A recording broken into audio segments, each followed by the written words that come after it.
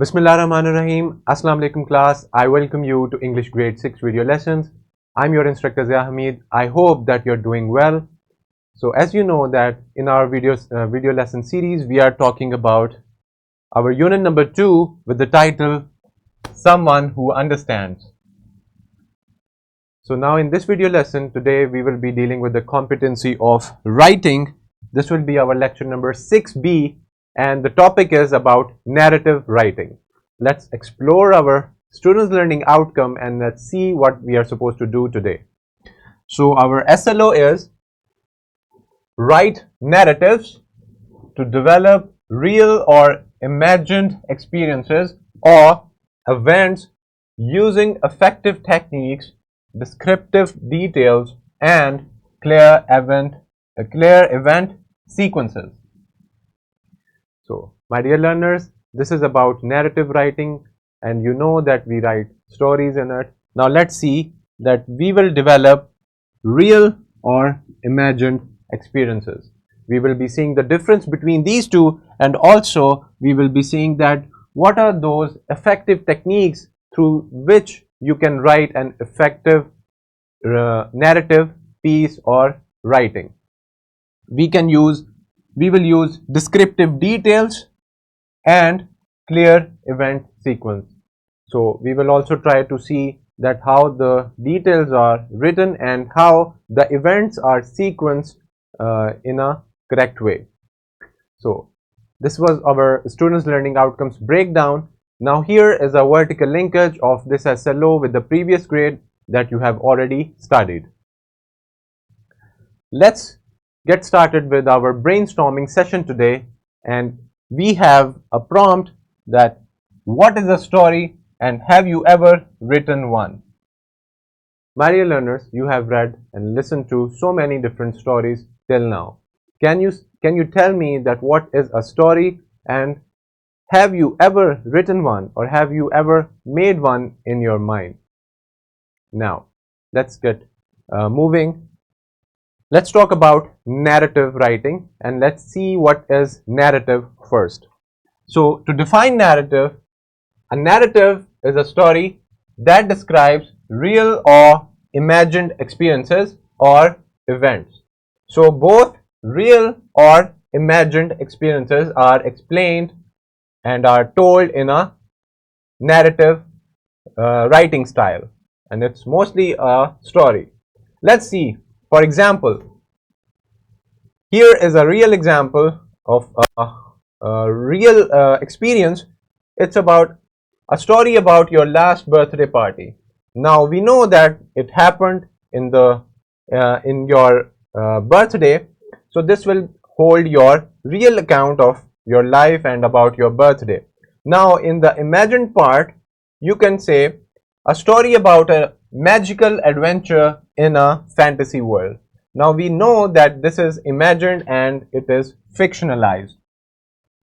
So both these two different topics, they have a narrative style, but one is of real experiences and from real event, and the other one is, the last one here, is of fictional or imagined event or experience.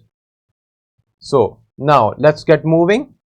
Let's see what are the elements of a narrative. So these are the key elements of a narrative.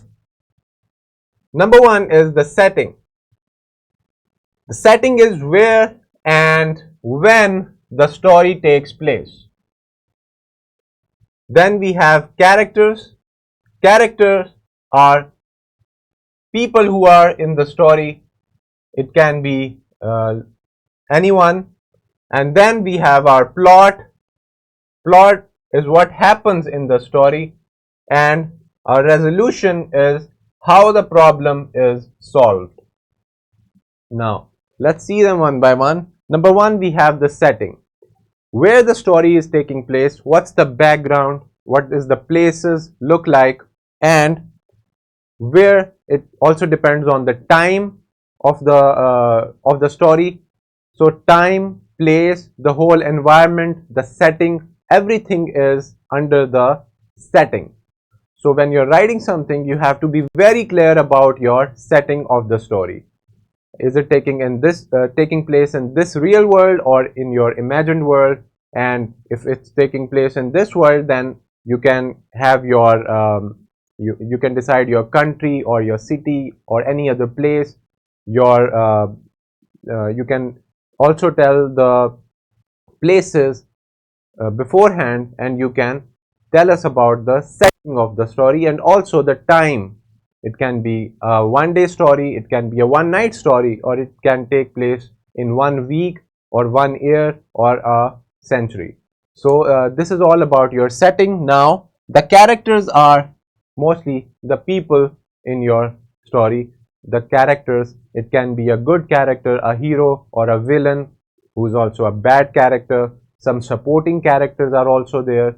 So all the people in your stories, or you can say that if you're writing about personification, if you're using personification and using animals as characters, so animals can also be your characters. And similarly, there are good ones and bad ones and supporting, or there may be some neutral characters.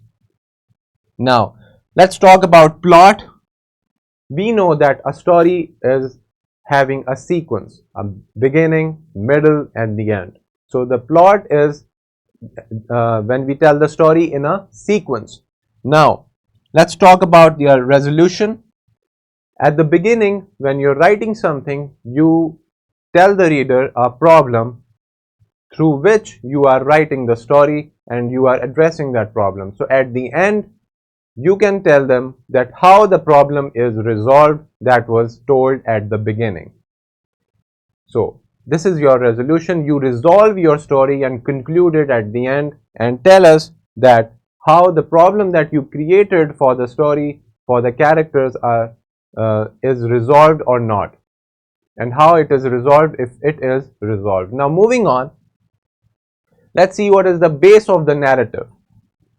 So there are two main bases of narrative or a story. Events are specific occurrences or actions within a story. There can be so many events and occurrences in a story. Now then, real or imagined experiences. So the base would be either it's a real experience or event, or it's based on an imagined experience or event. So these two are your bases of the story. They are events or adventures that either actually happen or are created from the imagination. So your events and your real or imagined experience or event, the base will tell you that how you will get your story further and how will you carry it. If a fictional story, you're writing a fictional story, you're writing a fictional narrative, then you know that the setting will be in an imaginated place. It would be a fantasy land, it would be a fairy land. So if it's real, it can be from your life or someone someone you know. So these two are actually the bases. Now let's talk about some effective techniques. By using them, you can write an effective narrative piece or writing. Number one is engaging opening. We know that story has a start, it has a beginning, it has an opening. So start with an interesting line to grab the reader's attention. Your first line, the opening line of the story that you're writing, should be interesting and engaging towards the reader. Number two is show, don't tell. It means that use actions, thoughts, and dialogue to show what's happening rather than just telling. So you have to show the story to the readers by actually showing the actions and the thoughts that are going on in the character's mind and the dialogues that are occurring between the characters, to show what's actually happening rather than just telling the story in your style. Next we have our dialogue. Dialogues are conversations between characters to bring them to life. So you know that in a story the characters engage, they interact and communicate with each other. So the things that they are saying are the dialogues that each character has. So dialogues, then number one, opening, then showing, not telling only, and then your characters. Next we have creating a vivid setting. We already talked about setting. That setting is when and where the story takes place. Either it's real or imagined or fictional. Now, creating a vivid setting means you use descriptive details to paint a picture in the reader's mind. You have to be very descriptive about even smaller things that you are explaining. For example, if you are explaining a light bulb or a library, you have to be very descriptive and very such a keen observer to write that in your descriptive style. So then you have to use your vivid words and verbs to explain the whole setting. Now this means that we are using our setting and we are explaining it in a vivid way so that our setting is actually very much alive, and when the reader is reading it, the reader actually feels like that he or she is in that story with you or with the characters. Now, next we have develop interesting characters. You have to give your characters unique traits or features and personalities. Now, we know that when you watch a film, or let's say if you have watched Harry Potter or if you have read Harry Potter or Matilda, you know that there are so many different kind of characters. So we cannot use all the characters in a positive way. Some are good, some are with the bad connotation and bad people. So now, and also we have to make our characters interesting to the reader. Add some details, give some traits and hobbies, habits and personalities to the characters so that they are distinct and they feel like real people for the reader. Next we have strong plot. We have talked about plot. That plot is a sequence of the events. Now, don't distort the sequence of events in your story. The logical and orderly progression of events in a narrative ensures the story flows smoothly. Now, what do we have to do in making our strong plot? Making our plot strong is that we use the correct sequence of the story. We tell them in a very correct way. You cannot tell the ending before, or you start with the middle. You have to be going in a logical flow so that the reader understands in a very logical way, so that it makes sense to the reader. So this way your plot will be considered a strong plot. Next we have use descriptive details. Descriptions that help readers visualize the setting, characters and actions in the story. So you have to use your descriptive details. You are familiar with using descriptive language. You have to tell or write everything about even tiny things, little things, and you have to give description of the character or the story or anything that you are mentioning. We will say that you are using a descriptive language. So use descriptive language for your characters, for your plot, for your setting, for everything that we do in a story. Moving on. Now, let's look at a mind map to develop a narrative. Here is our narrative or our story. We will have our plot. This will be in a order, in a sequence. Then we will have our characters. Characters should be interesting. Then our setting, it should be vivid. The language used should be a vivid language for the reader to actually experience the setting that you are telling it. Descriptions. The descriptions, either you are explaining the setting or the characters or the events, they should be in detail. Now, last but not the least, these are your opening and ending. They should be strong. Now, we already talked about that our opening line should be a very strong and interesting and engaging line, and also our ending or resolution should be very logical and interesting to the reader, so that it makes sense and the story feels like a real story. Now, both these should be in a very strong way. So this was our mind map for creating a narrative or a story. You can rewatch that, take notes, you can create that mind map, rewrite it in your notebooks. Now this is our simulation video for your better understanding that you can watch later. Moving on with your classroom activity, we have your page number 18 from the book.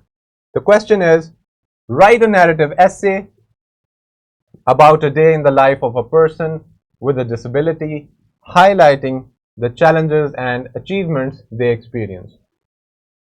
So these are all the instructions that you need to follow for your classroom activity. Next, we have the worksheet attached for your help. You can access them easily. It would be distributed to you by your teacher.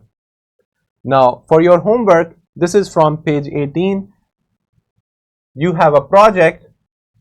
You have to create a poster or a short video that highlights the challenges faced by differently abled people. The poster or video can include examples of successful people with disabilities who have overcome challenges and achieved great things. You can work in groups or individually to create your posters or videos. You can present your work to the class and discuss your findings and insights about the challenges faced by differently abled people. This project will be very interesting. You have to do it with your passion and your full dedication. Moving on, we are here at the end with some resources attached for your help. They can be accessed through the description of the video. We have skill sheet, worksheet, a question bank, PowerPoint presentation, and finally a lesson plan. All these are available. Thank you for listening. I hope that you had great time learning about narrative writing.